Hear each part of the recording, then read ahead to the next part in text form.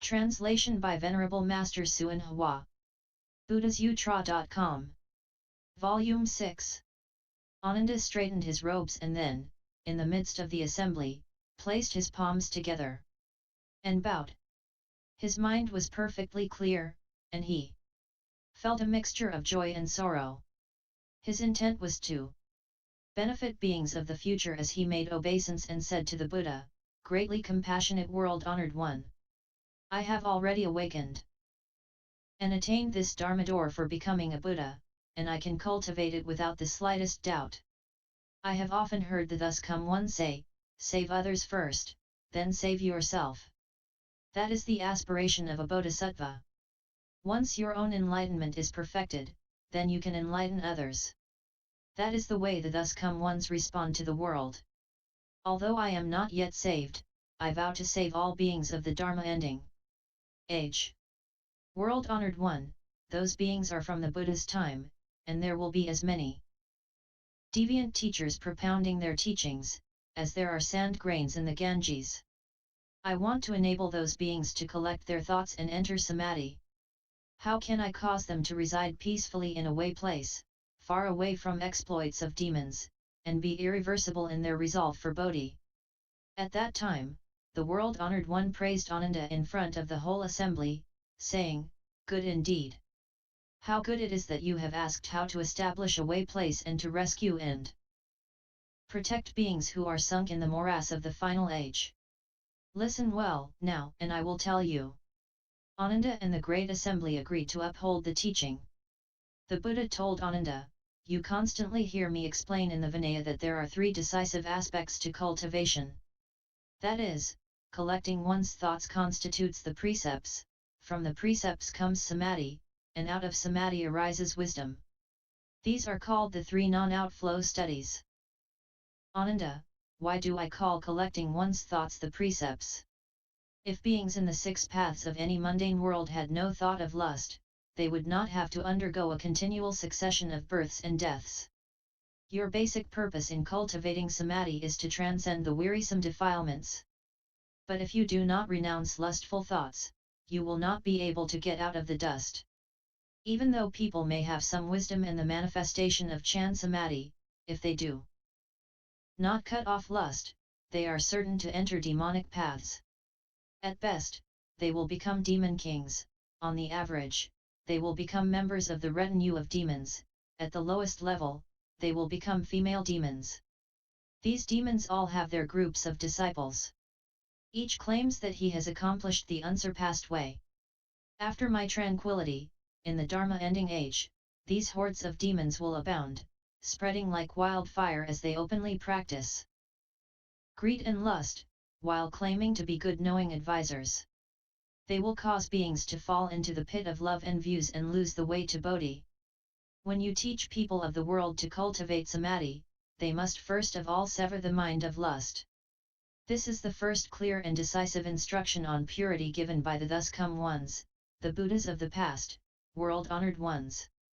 Therefore, Ananda, if cultivators of Chan Samádhi do not cut off lust, they are like someone who cooks sand hoping to get rice.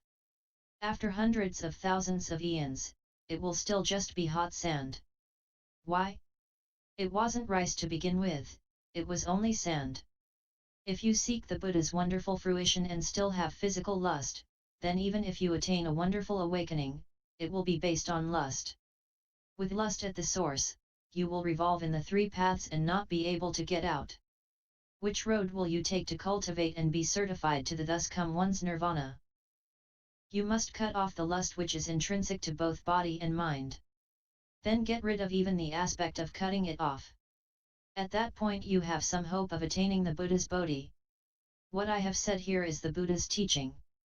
Any explanation counter to it is the teaching of Papian. Further, Ananda, if beings in the six paths of any mundane world had no thoughts of killing, they would not have to undergo a continual succession of births and deaths. Your basic purpose in cultivating samádhi is to transcend the wearisome defilements. But if you do not renounce your thoughts of killing, you will not be able to get out of the dust. Even though people may have some wisdom in the manifestation of Chan Samádhi, they are certain to enter the path of spirits if they do not cease killing. At best, they will become ghosts of great strength. On the average, they will become flying yakshas, ghost leaders, or the like. At the lowest level, they will become earthbound rakshasas. These ghosts and spirits all have their followers. Each claims that he has accomplished the unsurpassed way. After my tranquility, in the Dharma ending age, these hordes of ghosts and spirits will abound, spreading like wildfire as they argue that eating meat will bring one to the Bodhi way. Ananda, I permit the bhikshus to eat 5 kinds of pure meat. This meat is actually a transformation brought into being by my spiritual powers. It basically has no life force. You Brahmins live in a climate so hot and humid, and on such sandy and rocky land, that vegetables will not grow. Therefore, I have had to assist you with spiritual powers and compassion. Because of this magnanimous kindness and compassion, this so-called meat suits your taste. After my extinction, how can those who eat the flesh of beings be called the disciples of Shakya? You should know that these people who eat meat may gain some awareness and may seem to be in samádhi, but they are all great rakshasas. When their retribution ends, they are bound to sink into the bitter sea of birth and death. They are not disciples of the Buddha. Such people as these kill and eat one another in a never-ending cycle. How can such people transcend the triple realm? When you teach people of the world to cultivate samádhi, they must also cut off killing. This is the second clear and decisive instruction on purity given by the thus come ones, the Buddhas of the past, world-honored ones. Therefore, Ananda, if cultivators of Chan samádhi do not cut off killing, they are like one who stops up his ears and calls out in a loud voice, thinking that no one hears him. He tries to cover up the sound, but only makes it greater. Pure bhikshus and bodhisattvas who practice purity will not even step on grass in the pathway, even less would they pull it up with their hands. How could anyone with great compassion consume the flesh and blood of beings? Bhikshus who do not wear silk, leather boots, furs, or down, whether imported or found locally, and who do not consume milk, cream, or butter, can truly transcend this world.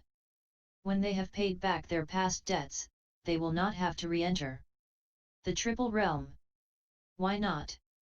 When someone wears anything taken from a living creature, he creates conditions with the creature, just as when people ate the 100 grains, their feet could not leave the earth.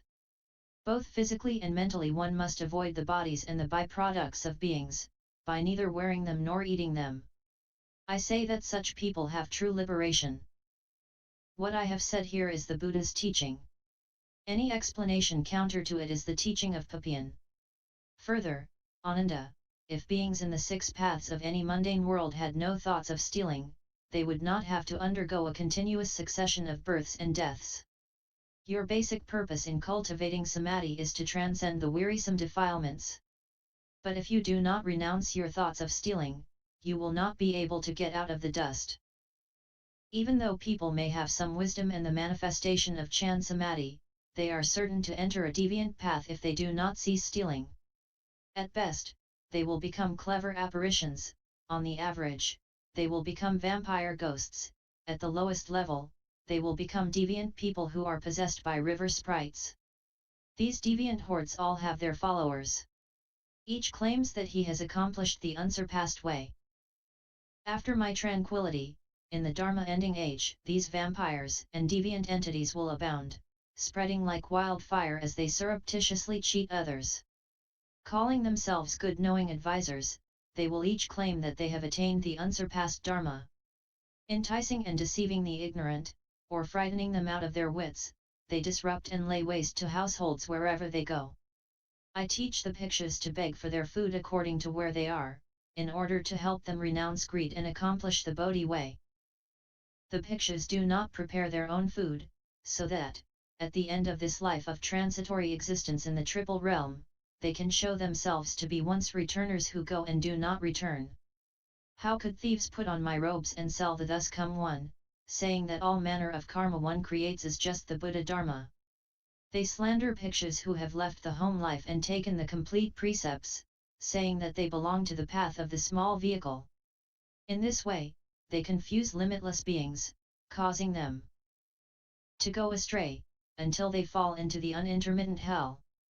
After my tranquility, I affirm that bhikshus who have a decisive resolve to cultivate samádhi, and who before the images of thus come ones can light an oil lamp in their bodies or burn off a finger, or burn even one incense stick on their bodies, will, in that moment repay their debts from beginning less time past.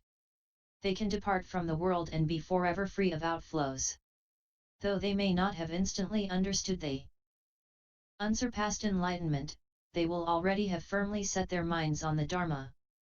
If one does not practice any of these token renunciations of the body on the causal level, then even if one realizes the unconditioned, one will still have to come back as a person to repay one's past debts, exactly as I had to undergo the retribution of having to eat the grain meant for horses. When you teach people of the world to cultivate samádhi, they must also cease stealing. This is the third clear and decisive instruction on purity given by the thus come ones, the Buddhas of the past, world-honored ones. Therefore, Ananda, if cultivators of Chan Samadhi do not cease stealing, they are like someone who pours water into a leaking cup hoping to fill it. He may continue for as many eons as there are fine motes of dust, but, in the end, the cup still will not be full.